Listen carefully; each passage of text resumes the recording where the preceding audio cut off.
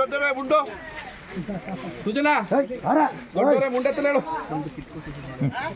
ಸಾಕು ಈಗ ಎಲ್ಲ ಮೊಬೈಲ್ ಒಳಗೆ ಕಿಡಿ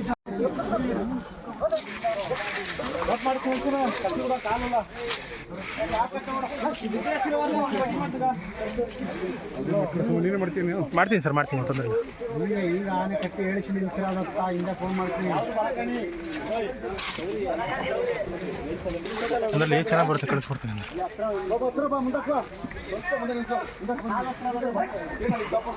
ಕಾಡಾನೆಗಳ ಗುಂಪು ಸುತ್ತಮುತ್ತ ಕಂಡು ಬಂದಿದ್ದು ಸುತ್ತಮುತ್ತಲಿನ ಗ್ರಾಮಸ್ಥರು ರೈತರು ವಾಹನಸವಾರರು ಅತಿ ಎಚ್ಚರಿಕೆಯಿಂದಿರಬೇಕಾಗಿ ಕೋರಲಾಗಿದೆ.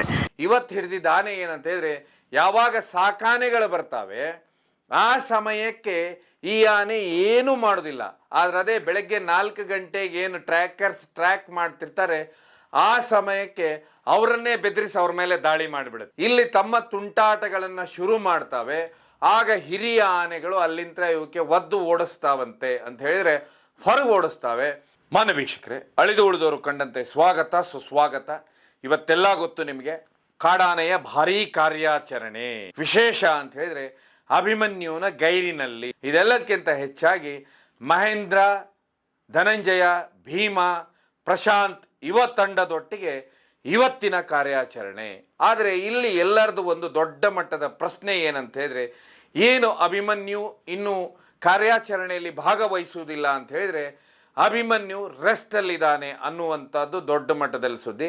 ಇದೆಲ್ಲದಕ್ಕಿಂತ ಹೆಚ್ಚಾಗಿ ಇವತ್ತಿನ ಕಾರ್ಯಾಚರಣೆ ಹೇಗೆಲ್ಲ ನಡೆಯುತ್ತೆ ಅನ್ನುವಂಥದ್ದು ಸೈಡಲ್ಲಿ ನಾವು ವಿಡಿಯೋದಲ್ಲಿ ನೋಡ್ಕೊಂಡು ಹೋಗುವ.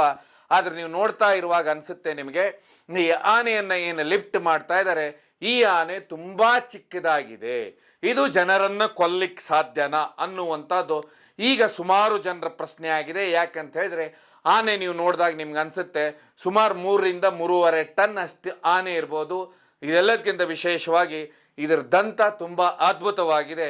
ಅದಕ್ಕಿಂತ ಹೆಚ್ಚು ಅಂತ ಹೇಳಿದರೆ ನಾವೇನು 1.5 ವರ್ಷದ ಹಿಂದೆ ಒಂದು ಆನೆಯನ್ನು ಹಿಡಿತಾರೆ ತಣ್ಣೀರು ಅಂತೇಳಿ, ಆ ತಣ್ಣೀರು ಆನೆ ನೋಡಿದಾಗ ಆಗುತ್ತೆ. ಹೀಗಾಗಿ ಈಗ ಸುದ್ದಿ ಹರಡ್ತಾ ಇರೋದು ಮತ್ತೆ ಏನಾದರೂ ಜಮೆಗ ಆನೆ ಆಯ್ತಾ ಅನ್ನುವಂಥದ್ದು. ಯಾಕಂತ ಹೇಳಿದ್ರೆ ತಣ್ಣೀರು ರೋಡ್ ತಪ್ಪಿ ದಿಕ್ಕು ತಪ್ಪಿ ಕೊನೆಗೆ ಬೇರೆ ರಾಜ್ಯಕ್ಕೆ ಹೋಗಿ ಕೊನೆಗೆ ಅದು ಎಲ್ಲ ಅದರ ಕತೆ ಏನಾಯ್ತಂತ ಹೇಳಿ ನಿಮಗೆ ಗೊತ್ತು. ಆದರೆ ಈಗ ಎಕ್ಸ್ಪರ್ಟ್ಸ್ ಅವರು ಹೇಳೋ ಪ್ರಕಾರ ಈ ಆನೆ ನಿಜವಾಗ್ಲೂ ಮನುಷ್ಯರನ್ನ ಹೊಡಿತಾ ಇತ್ತು. ಯಾಕಂತ ಹೇಳಿದ್ರೆ 3.5 ಟನ್ ಆನೆ, ನಾವು 60-70 kg ಇರುವಂಥ ವ್ಯಕ್ತಿಯನ್ನ ಹೊಡೆಯುವುದು ದೊಡ್ಡ ವಿಷಯ ಅಲ್ಲ ಅನ್ನುವಂಥದ್ದು ಈಗ ಬರ್ತಾ ಇರೋದು. ಹಾಗಾದರೆ ಹೊಡಿಬೇಕಾದ್ರ ಕಾರಣ ಏನು ಅನ್ನುವಂಥದ್ದು ಈಗ ಎಲ್ಲರಲ್ಲಿ ಪ್ರಶ್ನೆ. ಹೀಗಾಗಿನೇ ಈ ಆನೆ ಯಾಕೆ ಹೊಡಿತಾ ಇತ್ತಂತ ಹೇಳಿದರೆ, ಇದೇನಂತ ಹೇಳಿದ್ರೆ ಏನು ಬೇಲೂರು ಭಾಗಕ್ಕೆ ಬಂದ ಕೂಡಲೇ ಇಲ್ಲಿ ಆನೆಗಳ ದೊಡ್ಡ ದೊಡ್ಡ ಗುಂಪುಗಳಿದೆ. ಅದರಲ್ಲಿ 35 ರಿಂದ 40 ಭೀಮ ಆನೆ ಒಂದು ತಂಡವನ್ನು ನಡೆಸ್ತಾನೆ. ಅಲ್ಲಿ ಬೀಟಮ್ಮ ಆನೆ ಇದೆ, ಇನ್ನೊಂದು ಕಡೆ ಭುವನೇಶ್ವರಿ ತಂಡ ಇನ್ನೊಂದು ಕಡೆ ಇದ್ರೆ, ಇನ್ನೊಂದು ಕಡೆ ಬೀಟಮ್ಮ 2 ತಂಡ ಇದೆ. ಇದೆಲ್ಲ ಗುಂಪು ಆನೆಗಳು ಎಲ್ಲೆಲ್ಲಿ ಆಹಾರ ತಿನ್ನಬೇಕು, ಯಾವ ರೀತಿ ಯಾವ ಕಾಡಲ್ಲಿ ಇರಬೇಕು ಅನ್ನೋದು ಪ್ರತಿಯೊಂದು ಸಮಯ ಗೊತ್ತಿರೋದ್ರಿಂದ ಇದೆಲ್ಲಕ್ಕಿಂತ ಹೆಚ್ಚಾಗಿ ಈ ಗುಂಪಿನಲ್ಲಿ ಕೆಲವೊಂದು ಆನೆಗಳಿಗೆ ಬೆಲ್ಟ್ ಹಾಕಿರೋದ್ರಿಂದ ಈ ಆನೆಗಳು ಎಲ್ಲಿ ಹೋಗ್ತಾ ಇದ್ದಾವೆ ಎಲ್ಲಿ ಬರ್ತಾ ಇದ್ದಾವೆ ಅನ್ನೋದು ಎಲ್ಲ ರೈತರಿಗೆ ಪ್ರತಿಯೊಬ್ಬರಿಗೂ ಗೊತ್ತಾಗ್ತಾ ಇರುತ್ತೆ. ಹೀಗಾಗಿನೇ ನೀವು ಬಿಕ್ಕೋಡು ಭಾಗಕ್ಕೆ ಹೋದರೆ ಅಲ್ಲಿ ಎಲ್ಲ ಕಡೆನೂ ಬೋರ್ಡಲ್ಲಿ ಡಿಸ್ಪ್ಲೇ ಮಾಡ್ತಿರ್ತಾರೆ, ಈಗ ಆನೆ ಇಲ್ಲಿ ಬರ್ತಾ ಇದೆ ಇಲ್ಲಿ ಹೋಗ್ತಾ ಇದೆ ಅನ್ನುವಂಥ. ಆದರೆ ಈ ಆನೆಗಳೇನೆಂದರೆ ಕೊಡಗಿನಿಂದ 2 ಆನೆಗಳು ಬರ್ತವೆ. ಆನೆಗಳು ಬಂದಂಥದ್ದು ಇದರ ಒಟ್ಟಿಗೆ ಒಂದು ಟಸ್ಕರ್ ಆನೆ ಸೇರ್ಕೊಳ್ಳುತ್ತೆ. ಈ ಟಸ್ಕರ್ ಆನೆಗಳು ಈ ಆನೆಗಳು ಏನಾಗುತ್ತೆ ಅಂದರೆ ಈ ಗುಂಪನ್ನು ಸೇರ್ಕೊಳ್ಳಿಕ್ಕಾಗೋದಿಲ್ಲ. ಏನು ಭೀಮ ಆನೆ ಇದೆ ಅದು ಮದದಲ್ಲಿದೆ. ಹೀಗಾಗಿನೇ ಭೀಮನ್ನ ಬಿಟ್ಟು ಈಗಾಗಲೇ ಸುಮಾರು ಗಂಡಾನೆಗಳು ಬೇರೆ ಬೇರೆ ಕಡೆ ತಿರುಗ್ತಾ ಇದ್ದಾವೆ. ಅದರಲ್ಲಿ ನಿಮಗೆ ಕಾನಳ್ಳಿ ಕುಳ್ಳ ಅಂತ ಆನೆ ಗೊತ್ತಿರುತ್ತೆ, ವಿಕ್ರಾಂತ್ ಅಂತಿರುತ್ತೆ, ಹಡ್ಕ ಬಡ್ಕ ಅಂತಿರುತ್ತೆ, ಕ್ಯಾಪ್ಟನ್ ಅಂತಿರುತ್ತೆ. ಇವೆಲ್ಲ ತಂಡ ಬಿಟ್ಟು ಬೇರೆ ಬೇರೆ ಕಡೆ ತಿರುಗ್ತಾ ಇದ್ದಾವೆ. ಭೀಮ ಮಾತ್ರ ಇನ್ನೂ ಮಧ್ಯದಲ್ಲಿದ್ದಾನೆ. ಹೀಗಾಗಿ ಇದು ಯಾವಾಗ ಈ ಒಂದು ಗುಂಪಲ್ಲಿ ಇರಲಾರ್ದ ಕಾರಣ ಯಾವಾಗ ಬೇಕಾದರೂ ತಿನ್ಲಿಕ್ಕೆ ಹೋಗೋದು, ಎಲ್ಲೆಲ್ಲಿ ಬೇಕಾದರೂ ನುಗ್ಗುತ್ತಾ ಇರೋದ್ರಿಂದ ಮನುಷ್ಯ ಏನಂತ ಹೇಳಿದ್ರೆ ರಸ್ತೆಯಲ್ಲಿ ಹೋಗುವತ್ತಿಗೆ ತುಂಬ ಸೌಂಡಾಗಿ ಮಾತಾಡ್ತಾ ಹೋಗ್ತಿರ್ತಾನೆ. ಅವನ ಸೌಂಡ್ ನೋಡಿ ಒಂದು ಜಾಗದಲ್ಲಿ ನಿಂತ್ಕೊಳ್ತಾವೆ ಈ ಆನೆ. ಸಡನ್ನಾಗಿ ಅದರಲ್ಲೇ ವಿಶೇಷವಾಗಿ ವಯಸ್ಸಾದಂಥವ್ರು ಏನಾದರೂ ಹೋಗ್ತಾ ಇದ್ರೆ ಆ ಸಮಯದಲ್ಲಿ ಏನಂದ್ರೆ ಮಾತಾಡ್ತಾ ಹೋಗ್ತಾ ಇರೋದಾಗನೇ ದಾಳಿ ಮಾಡಿಬಿಡ್ತಿತ್ತಂತೆ ಈ ಕುಳ್ಳಾನೆ. ಹೀಗಾಗಿನೇ ಇಲ್ಲಿ ಸುಮಾರು 4 ಜನರ ಈ ತಿಂಗಳಲ್ಲೇ ಬಲಿಯಾಗುತ್ತೆ. ಒಟ್ಟು ಹಾಸನ ಜಿಲ್ಲೆಯಲ್ಲಿ 89 ಆನೆಗಳು ಬಲಿಯಾಗ್ತವೆ. ಹೀಗಾಗಿ ಇದು ದೊಡ್ಡ ಮಟ್ಟದ ಸಮಸ್ಯೆ ಆಗಿರುತ್ತೆ. ಕಾರ್ಯಾಚರಣೆಯ ಒತ್ತಡ ಇರುತ್ತೆ. ಅದು ವಿಶೇಷವಾಗಿ 3ರಿಂದ 4 ಆನೆ ಹಿಡಿತಾರೆ ಅನ್ನುವಂಥದ್ದು. ಹೀಗಾಗಿ ಇವತ್ತು ಬೆಳಗ್ಗೆ 4 ಗಂಟೆಗೆ ಕಾರ್ಯಾಚರಣೆಯನ್ನು ಪ್ರಾರಂಭ ಮಾಡ್ತಾರೆ. ಆಗ ETF-ನವರು ಮಿಸ್ಟ್ ಇರುವುದರಿಂದ ಏನಂತ ಹೇಳಿದ್ರೆ ಕಾರ್ಯಾಚರಣೆಯನ್ನು 4 ಗಂಟೆಗೆ ಹುಡುಕ್ತಾರೆ. ಹುಡುಕಿದಾಗ ಏನಿದ್ರ ಗುರು ಆನೆ ಇದ್ದಾನೆ ಅಂತ ಹೇಳಿದ್ರೆ ಈ ಚಿಕ್ಕ ಆನೆ ಇದೆ, ಇದರೊಟ್ಟಿಗೆ ಒಬ್ಬ ಗುರು ಇರ್ತಾನೆ, ಟಸ್ಕರು. ಈ 2 ಆನೆಗಳು ಒಟ್ಟಿಗೆ ಇರ್ತಾವೆ ಬೆಳಗು ಮುಂಜಾನೆ. ಈ ಆನೆಗಳನ್ನು ನೋಡಿದಂಥವರು ಇದೇ ಜಾಗದಲ್ಲಿದೆ ಅಂತ ಇನ್ಫಾರ್ಮ್ ಮಾಡ್ತಾರೆ. ಇನ್ಫಾರ್ಮ್ ಮಾಡಿದ ನಂತರ ಏನು ಸಾಕಾನೆಗಳ ತಂಡ ಇದೆ, ಇದು ಬಿಕ್ಕೋಡ್ನಿಂದ ನೇರವಾಗಿ ಬಿಕ್ಕೋಡು ಎಸ್ಟೇಟಿಗೆ ಬರುತ್ತೆ. ಸಾವಿರಾರು ಎಕರೆಯಲ್ಲಿ ಇರುವಂಥ ಬಿಕ್ಕೋಡ್ ಎಸ್ಟೇಟ್ ಏನಿದೆ ಇದು ತುಂಬ ದೊಡ್ಡದಾಗಿದೆ. ಇದೇ ಭಾಗದಲ್ಲಿ ಮೊದಲು ಭೀಮಾ ಆನೆ ಇತ್ತು, ಈಗ ಭೀಮ ಕಾನಹಳ್ಳಿ ಕಡೆ ಹೋಗ್ಬಿಟ್ಟಿದ್ದಾನೆ. ಹೀಗಾಗಿ ಈ 2 ಆನೆಗಳು ಅಲ್ಲಿ ಇರ್ತವೆ. ಯಾವಾಗ ಮಹೇಂದ್ರ, ಭೀಮ, ಧನಂಜಯ ಹಾಗೇನೆ ಪ್ರಶಾಂತ್ ಆನೆಗಳ ತಂಡ ಹಾಗೆ ಜೂನಿಯರ್ ಏಕಲವ್ಯ ಇವೆಲ್ಲ ಬಂದ ತಂಡ ಯಾವಾಗ ಬರ್ತಾವೆ ಆವಾಗ ಈ ಕಿಲಾಡಿ ದೊಡ್ಡ ಆನೆ ಏನು ಮಾಡುತ್ತೆ ಅಂದ್ರೆ ಅಲ್ಲಿಂದ ಜಾಗ ಖಾಲಿ ಮಾಡುತ್ತೆ. ಆಗ ಈಸಿಯಾಗಿ ಏನು ರಾತ್ರಿ ಇದು ಏನು ETF ಸಿಬ್ಬಂದಿ ಮೇಲೇನು ಬೆದರಿಸಿತ್ತು ಅಂದರೆ ಚಿಕ್ಕಾನೆಗದೊಂದು ಇರುತ್ತಂತೆ ಹುಚ್ಚು, ಯಾರನ್ನಾದರೂ ಕಂಡ್ರೆ ಹೆದರಿಸೋದು, ಆ ರೀತಿ ಹೆದರಿಸಿರುತ್ತೆ. ಆವಾಗ ಅದೇ ಸಮಯಕ್ಕೆ ಈ ವ್ಯಕ್ತಿಯ ಮೇಲೆ ಅಂತ ಹೇಳಿದ್ರೆ ಅಲ್ಲಿ ETF ಸಿಬ್ಬಂದಿ ಮೇಲೇನು ಹೆದರಿಸಿ ಓಡಿಸಿರುತ್ತೆ. ಆಗ ಈ ಆನೆ ಏನಿದೆ, ಈ 2 ಆನೆಗಳು ಏನಿರ್ತವೆ ಒಟ್ಟಿಗೆ ಇರ್ತವೆ. ಸಾಕಾನೆ ಸ್ಮೆಲ್ ತೊಗೊಂಡು ಕೂಡಲೇ ಸೀದಾ ಅಲ್ಲಿಂದ ದೊಡ್ಡ ಆನೆ ಟಸ್ಕರ್ ಜಾಗ ಖಾಲಿ ಮಾಡುತ್ತೆ. ಇದು ಈಸಿಯಾಗಿ ಸಿಕ್ಕಾಕೊಳ್ಳುತ್ತೆ. ಈಸಿಯಾಗಿ ಸಿಕ್ಕಾಕೊಂಡ ನಂತರ ಈ ಆನೆನ ಟ್ರ್ಯಾಂಕ್ಲೈಸ್ ಮಾಡಿ ಅಲ್ಲಿಂದ ಲಾರಿಗೆ ಲೋಡ್ ಮಾಡ್ತಾರೆ. ಇದನ್ನ ಅನ್ನುವಂಥದ್ದು ಸುದ್ದಿ ಬರ್ತಾ ಇದೆ ಈಗ. ಯಾಕಂದ್ರೆ ಈಗಾಗಲೇ ಬರ್ತಾ ಇದೆ. ಅಥವಾ ರೇಡಿಯೋ ಕಾಲರ್ ಅಳವಡಿಸಿ ಬೇರೆ ಎಲ್ಲಾದರೂ ಬಿಡ್ತಾರಾ? ಆದರೆ ಸುಮಾರು ಜನರ ಒತ್ತಾಯ, ಎಕ್ಸ್ಪರ್ಟ್ಸ್ಗಳ ಒತ್ತಾಯ ಏನಂತ ಇದ್ರೆ ರೇಡಿಯೋ ಕಾಲರ್ ಅಳವಡಿಸಿ ಈ ಆನೆಯನ್ನು ಎಲ್ಲೂ ಬಿಡಬಾರ್ದು. ಯಾಕಂದ್ರೆ ಈ ಆನೆಗೆ ವಯಸ್ಸು ತುಂಬ ಕಡಿಮೆ ಇದೆ, ಅದ್ಭುತವಾದ ದಂತ ಇದೆ. ಹೀಗಾಗಿ ಇದಕ್ಕೆ ತರಬೇತಿ ಕೊಡಬೇಕು, ಕಾರ್ಯಾಚರಣೆಗೆ ಬಳಸ್ಕೊಳ್ಬೇಕು. ಅದನ್ನು ಸುಮ್ಮನೆ ರೇಡಿಯೋ ಕಾಲರ್ ಅಳವಡಿಸಿ ಎಲ್ಲೂ ಕಳಿಸಬಾರ್ದು ಅನ್ನುವಂಥದ್ದು ಎಲ್ಲರದು ಒತ್ತಾಯ.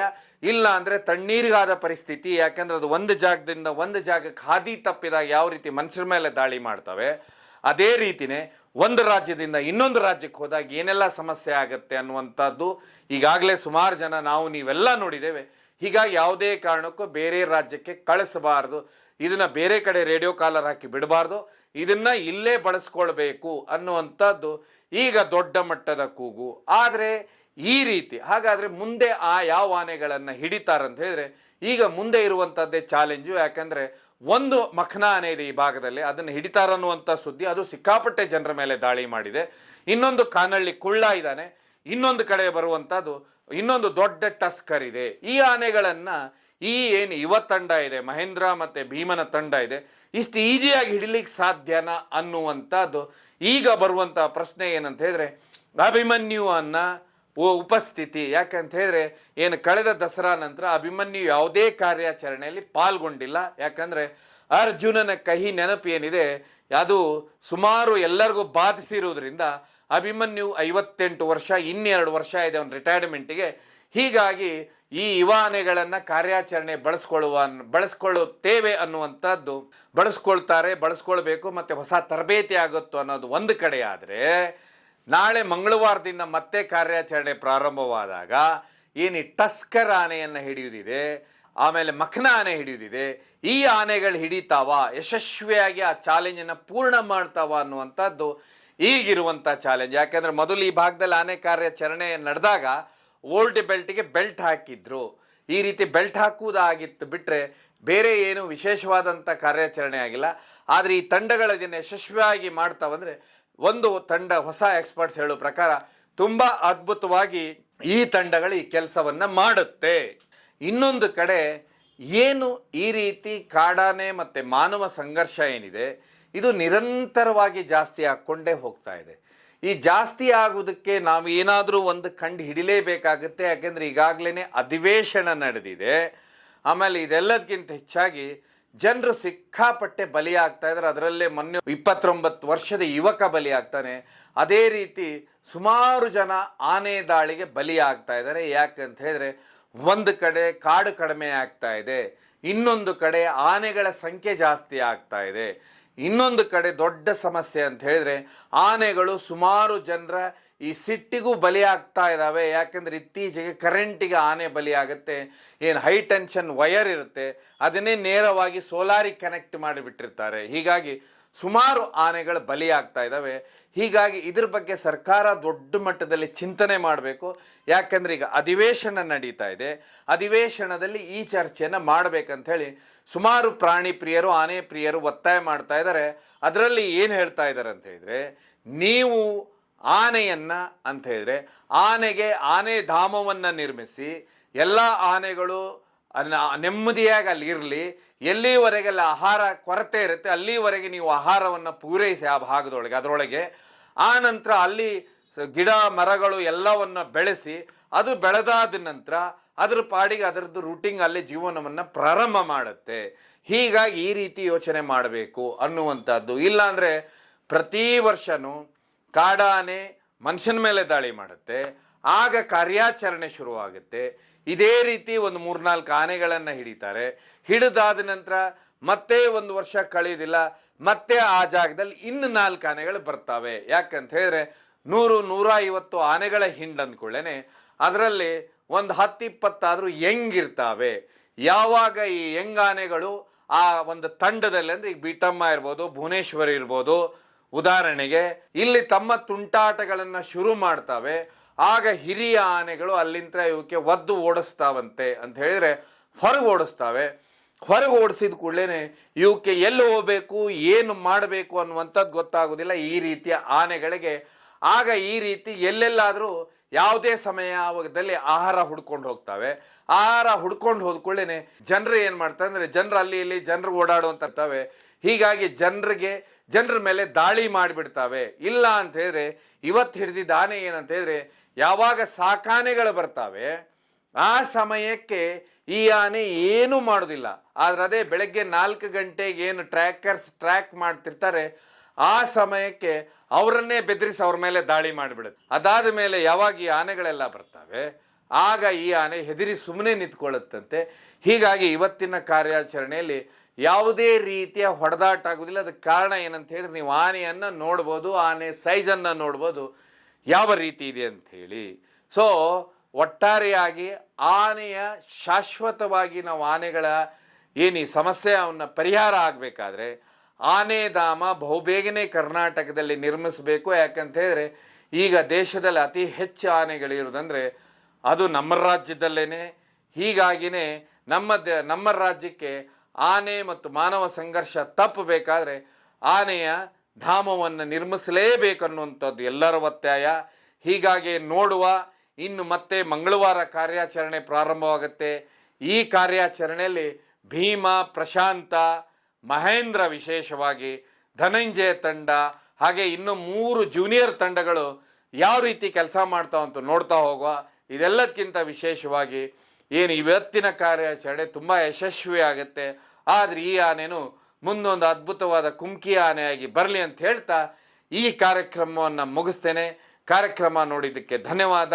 ಯಾಕಂದರೆ ಇವತ್ತಿನ ಏನು ಕಾರ್ಯಾಚರಣೆ ಇದೆ ಇದ್ರ ಮೇಲೆ ನನಗೆ ಸುಮಾರು ಜನ ಎಕ್ಸ್ಪರ್ಟ್ಸ್ ಅಭಿಪ್ರಾಯ ಕೊಟ್ಟರು. ಆ ಅಭಿಪ್ರಾಯನ ನಿಮ್ಮ ಮುಂದೆ ಹೇಳಿದೆ. ಸೊ ಇವತ್ತಿನ ಕಾರ್ಯಾಚರಣೆ ತುಂಬ ಚೆನ್ನಾಗಾಯಿತು. ಹೀಗಾಗಿನೇ ಮುಂದೆ ಆನೆ ಅಂತ ಹೇಳಿದ್ರೆ ಏನು ಮುಂದಿನ ಕಾರ್ಯಾಚರಣೆ ತುಂಬ ಟಫ್ ಇರೋದ್ರಿಂದ ಎಲ್ಲೋ ಅಭಿಮನ್ಯು ಬಂದರೂ ಬರ್ಬೋದು ಅನ್ನುವಂಥದ್ದು ದೊಡ್ಡ ಮಟ್ಟದ ಸುದ್ದಿ ಇದೆ. ನೋಡುವ ಅಭಿಮನ್ಯು ಕ್ಯಾಪ್ಟನ್ ಆಗ್ತಾನ ಇಲ್ಲ ಮತ್ತೆ ಮಹೇಂದ್ರ, ಧನಂಜಯ, ಭೀಮ, ಪ್ರಶಾಂತನ ನೇತೃತ್ವದಲ್ಲೇ ಮತ್ತೆ ಕಾರ್ಯಾಚರಣೆ ನಡೀತಾ ನೋಡ್ತಾ ಹೋಗ. ಕಾರ್ಯಕ್ರಮ ನೋಡಿದ್ದಕ್ಕೆ ಧನ್ಯವಾದ. ಕೇವಲ ಜನಜಾಗೃತಿಗೋಸ್ಕರ